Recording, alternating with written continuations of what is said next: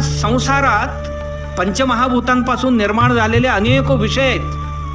त्या विषयांच्या भोग लालसे मागे लागलेले जीव कधी कधी त्या विषयात इतका आसक्ती धारण करतोय, आसक्ती धारण करून त्या विषय जसं नाश होईल तसा विषयाबरोबर त्याचाही नाश होण्याचा मार्गावर आहे, म्हणून तो डुबतोय असं म्हणतात.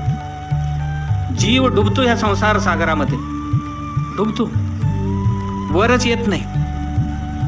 जन्मदुःखम जरादुःखम जायादुःखम पुनः पुन्हा संसार सागरे दुःखम. जन्मही दुःख आहे,